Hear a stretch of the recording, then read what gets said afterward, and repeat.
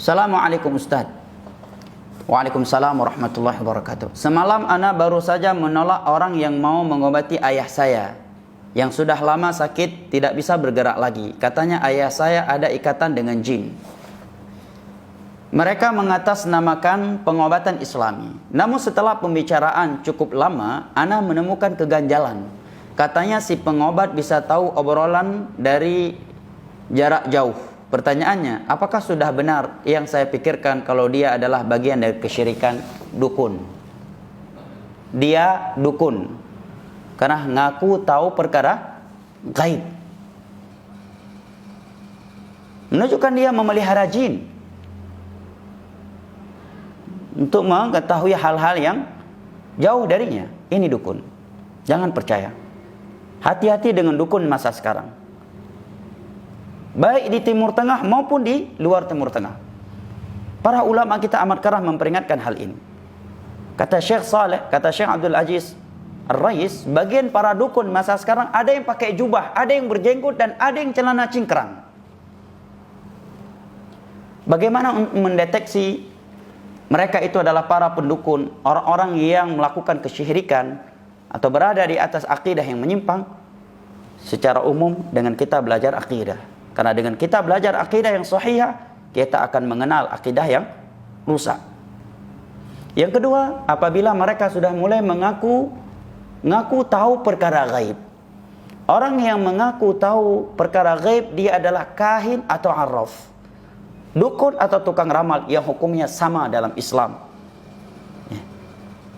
Karena di dalam banyak ayat dan hadis Allah telah menerangkan bahwa perkara gaib hanya Allah yang mengetahuinya. Qul la ya'lamu man fis samawati wal ardhil ghaiba illa Allah wa ma yash'uruna ayyana yub'atsun. Nabi juga menyatakan, man atakahinan aw arrafan fasaddaqahu bima yaqul faqad kafara bima unzila ala Muhammad. Barang siapa yang datang kepada dukun, dan dukun sekarang tidak lagi perlu didatang ke rumahnya, kata sebagian para ulama, dan juga realita membuktikan demikian. Ada di handphone, melalui aplikasi-aplikasi, ada di medsos yang bisa dibuka dan ditayangkan di televisi. Kalau ucapan mereka dibenarkan, seorang percaya kepada ucapan mereka terhadap perkara-perkara gaib yang mereka kabarkan, sungguh dia telah kafir terhadap syariat Nabi Muhammad yang Allah turunkan kepada Nabi Muhammad sallallahu alaihi wasallam. Karena di antara syariat yang Allah turunkan kepada Nabi Muhammad adalah al-kufru bit-taghut. Dan dukun, para tukang ramal adalah tagut. Bahkan tokohnya tagut, kata Al-Imam Ibnu Qayyim. Dari antara syariat yang Allah turunkan kepada Nabi Muhammad adalah firman-Nya, qul la ya'lamu man fis samawati wal ardhil ghaiba illa Allah. Tiada yang mengetahui perkara gaib di langit dan di bumi kecuali Allah Jalla wa ala. Alimul ghaibi fala yudhiru ala ghaibihi ahada. Para nabi saja diperintahkan oleh Allah untuk menyatakan diri mereka tidak tahu perkara gaib, sebagaimana yang Allah perintahkan kepada Nabi kita sallallahu alaihi wasallam, walau kuntu a'lamul ghaiba lastakthartu minal khair wa ma masani yasu. Andai kata aku tahu perkara gaib, sungguh aku akan memperbanyak kebaikan dan tidak akan terkena suatu kejelekan. Adapun perkara gaib yang mereka kabarkan itu karena wahyu dari Allah Jalla wa ala, dan selain para nabi tidak ada yang mendapatkan wahyu dari Allah Jalla wa'ala. Maka sikap anda sudah benar. Hati-hati, saya tegaskan kembali, hati-hati dengan para dukun dan tukang ramal masa ini. Kalau dia sudah mengaku tahu perkara gaib, ini biasanya kahin yang kayak ini, langsung ngaku. Yang satu lagi licik dia, sama aja hukumnya dengan dukun, tapi dalam bahasa hadis arraf, tukang ramal. Memang tidak secara tersurat dia mengatakan dirinya tahu perkara gaib, tetapi dia mengatakan dirinya tahu perkara gaib secara tersirat. Contohnya tadi, sepertinya bapak ini begini. Dulu bapak pas masih kecil begini demikian kan? Bapak ini punya sifat demikian, dia punya anak demikian. Yang hal itu perkara gaib untuk dirinya. Oh, bapak ini kalau punya anak lagi akan demikian. Kalau nikah lagi akan demikian. Yang itu perkara gaib.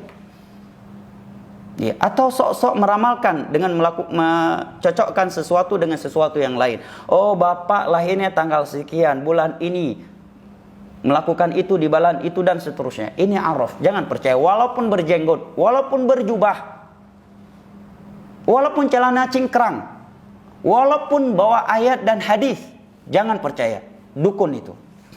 Ya. Kalau sudah mengaku tahu perkara gaib. Ya. Contohnya lagi, saya obati dari jarak jauh. Ya, dari jarak jauh. Atau melakukan suatu pengobatan yang itu hakikatnya bukan lagi pengobatan. Kalau sekedar seorang disuruh bacakan ayat ini, ayat itu sebagai tajarruban, ya, karena semua ayat Al-Quran adalah obat, ya, terkhusus untuk mengusir jin, maka ini termasuk at-tadawi kata para ulama. Tapi kalau sudah masuk kepada ritual ibadah, bacakan ayat ini setiap mau tidur, niscaya akan tercegah dari sihir tanpa dalil dari Al-Quran dan hadis serta ucapan para salaf, ini sudah jatuh ke dalam bid'ah. Maka tinggalkan orang-orang yang seperti ini. Demikian juga para peruqyah yang mulai memegang pasiennya yang lawan jenis dengannya, ya. Kemudian banyak berbicara hal-hal yang tidak bermanfaat dengan orang yang dia ruqyah, ya. Ini rata-rata orang-orang yang mencari penghasilan, ya, cari uang dengan menipu masyarakat. Hati-hati dari mereka ini. Kalau dia peruqyah yang baik, dia akan beruqyah dengan Al-Quranul Karim, dengan zikir-zikir yang Nabi sebutkan, atau nasihat-nasihat indah kepada orang yang kesurupan tersebut agar dia memperkuatkan hubungan dirinya dengan Allah Jalla wa'ala, dengan menjalankan perintah-perintah, meninggalkan larangan-larangannya, atau menasihat yang tegas untuk jin tersebut. Tidak mengajak komunikasi dan bertanya-tanya dari mana, kenapa, dan seterusnya. Nah, barakallahu fiik. Sudah benar sikap Anda dengan tidak percaya kepada orang tersebut.